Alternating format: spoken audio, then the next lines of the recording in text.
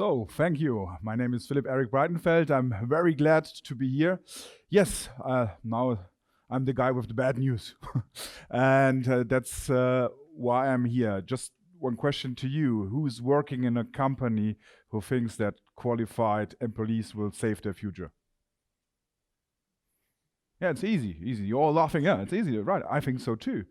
And then who's running a business which is located in Germany?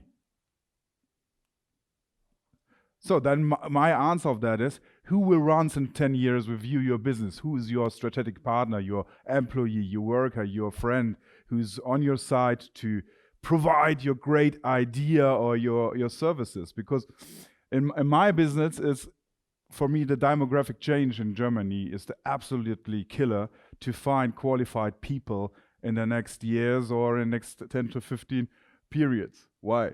We have I'm now working currently on a book which the title is about demographic change in Germany and all the stuff and this was in the last 8 years we have this kind of thing that we have 20% more people over 50 and about 70 people under 20% less, and that's the problem here. The gap is running like this. In our statistics, in the next 20 years, we will have 30% more people over 55 and about 70 less people under 25. This will happen in this was the last 8 years, and this will happen in the next 20 years. So this is for me, the demographic change. This is really the biggest challenge. We have now temporary challenges like Corona, of course. We had 2008, we had the Lehman Brothers crisis. But for me, for the whole society, and for every business which is running, for every startup, for every company who really needs good qualified people in the next 10 to 20 years, this is the biggest challenging ever. We see it also in other cases. It's not just like this. Look at all the health jobs. Yeah, and there was a statistic that we need in 20 years. We need about 1 million people more need really to have help from people like nurses or something like kind of this. But now, if you make a cut on everybody who's working in this industry, you have they're all 44 now. So they will go in 16 years to pension, and then 1 million people will need their help. And we don't have it on the daily news. We have on the daily news, of course, which is important. Corona, we have all this economic crisis, but all these are temporary. We don't have the big idea for what we do, how our society will change in the next 5 until 20 years. And it's also the biggest problem is for the normal industries, like with normal working, like painters or electricians or so. Even if you have some of people going out of the school, just 1 out of 20 is very interested in a normal basic job. Yeah, and it will, and in the next 3 years, the whole kind of number will reduce extremely in this sector. And it's also like I'm working in a company. I have a startup. We since 7 years, and we have about 500 people recruiting in East Europe, skilled people. And it's funny, if you talk about digitalization, we're always talking about digitalization, and of course this process, the demographic change, is not a big problem anymore because everything is getting automated.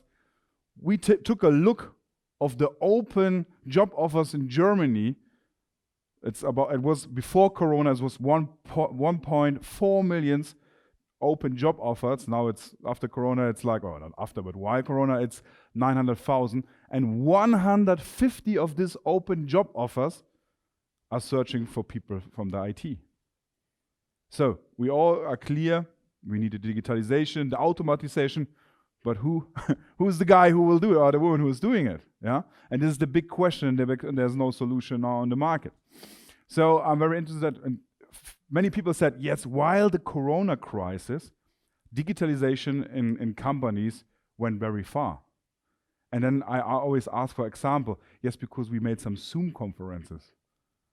I said, this is the solution? That's the process solution? I can remember my first video conference in San Francisco 16 years ago. These are really, really challenging experience. What we do is, in my business, with Humanus or with my purpose, we searching for qualified people from East Europe. We recruit people there. We learn them the German language. We qualify them. That's what we're doing for the normal basic jobs. That means, as I said, from the painters, from the welders, for the industry, for the craft sector. That is what we're doing. And last years, we recruited 2,000 people for the first working market in Germany. With this kind of it's about building networks in Europe. That means it's not just a money thing or an invest thing. The one thing is getting qualified, good workers. The second thing is, and this is the biggest challenge, to keep them. Because it can be that a normal German so-called Mittelstand company now has about 8 to 12 new cultures integrated in their company. So it's a very thing in this process of the onboarding process and the state life, really to have some partner on your side, networks that you understand the different cultures and how to handle the people. Yeah, as I said, the recruiting process is just a process of budget.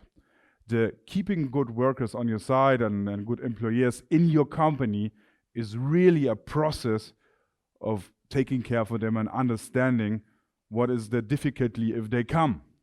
So what we have big networks and big solutions in our company with good plans and strategies, because we have to handle everything. You really have, if you recruit a great worker from somewhere like Poland, Bulgaria, Croatia or somewhere, there's a process of all the things, telling him how to handle the German health insurance, all the bureaucratic things you have is a big process. Even in our team is about 50 girls and men who are there for their care for them all 24 hours, like helping them to find vacation. This is the biggest problem, finding vacations for a lot of people coming from East Europe to us. And this is the biggest challenge, because we now have the problem on the market, and that's why for me it's important to talk with you about that every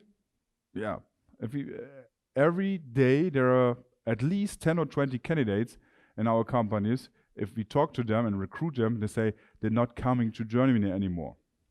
They're very qualified. They're going to Switzerland or somewhere to Norway, Scandinavia. And we always talk with them why it's like this.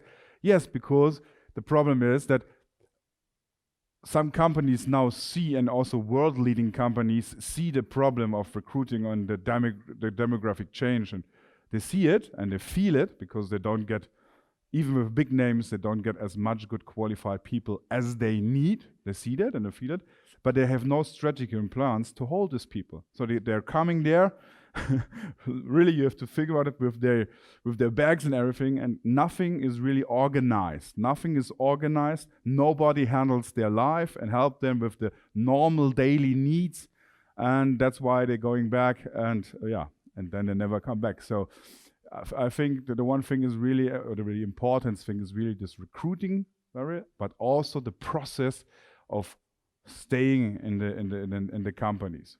We have partners in 15 EU countries, East European EU countries, having a big network there about getting for every level some good and qualified people. But we know how to treat them, and I think we have really to cooperate it. Many books and many people say, there is no need for qualified workers from somewhere else because we have enough here and everything. What they mean is the normal process of you making your company interesting with employer branding and all this normal stuff, and get your qualified worker from your concurrents.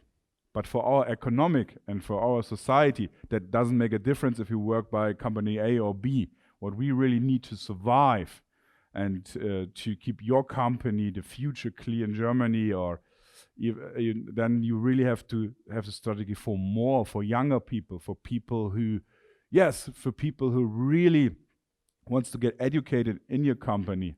And this is a big problem I see. One of the biggest problem that I see is that we really get lost in a big stuck, even in the medical sector. That means I think in 10 years it's totally normal if an old lady on the countryside wants to go to the doctor, that she has to drive 100 to 150 kilometers. It will be totally normal. It is now like this. If something, I don't know, your toilet is broken, you all know it, you have to wait 2 or 3 or 4 hours, weeks until somebody is coming and repairs it. The demographic change and all the challenge which come out of it, we will really feel it, yeah, in our daily sector, and in some sector, like in the health sector, it will get very, very dangerous.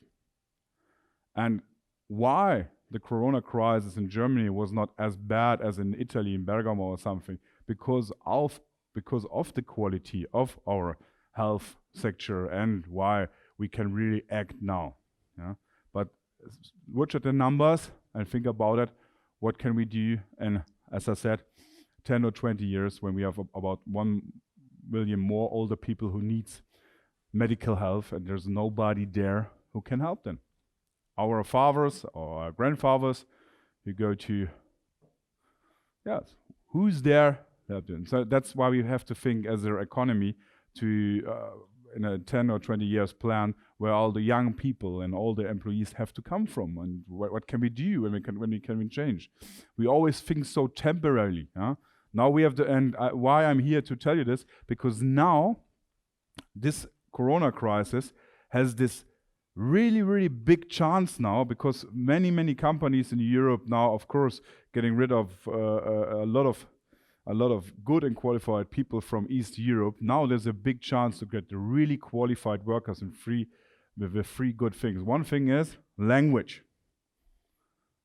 Yeah, that means we have now people on the market again who are since 10 or 15 years on the market, so they speak the language. Qualification, people who come from East Europe, were recruited 10 years before, but now already 10 years in a German company, so they're very qualified and fits in your company. And the third thing is integrated. Now you have a lot of people, yeah, they are really integrated since 10 or 15 years on the German, Switzerland or Austrian market, so you can also don't have so much big stress with the strategy of integration. And this is the people who are now available, who's searching for new jobs. And I think this is the last time shift we have because of this corona crisis. If we getting into next year, I think this challenge is again a big thing, because we now work it in the craft and industry sector. In some sectors, there even with the corona crisis, you can't find good qualified people. So we have to do our strategy with my company, qualify them in their homelands, yeah, and make a big integrated process. But Corona really, really, really now offers the big chance to get very, very qualified people where integrated and have good language skills. The demographic change really will change our society radical. And I think we don't have it really on the daily news. We have on the daily news things who just really, yeah, it's very temporary, but we're not thinking about 10 or 20 years. That's our biggest problem. So I don't want to tell so much about my company or things like that. I really want to talk about, I'm interested in your strategy and the strategy of your companies, how you think about the next 10 to 15 years to get people, to employ people. And I think together, hand in hand, we have to build a strategy where we can resist this demographic change and save the future for your company and your things. Thank you that you listened to me. I really don't want to provide my service or something, because I just wanted to make you feel what I feel every day if I look at our society and watch how demographic change will change it. My school, when I was a little child, we were 1,000, I'm from the countryside, 1,500 people. Now in this school is 190 again. So this is, we see it, we feel it, but we don't really know what to do against it. And this is why it needs a strategy to survive. Thank you very much. I'm very looking forward to the discussion with you later. And yeah, have a good coffee break.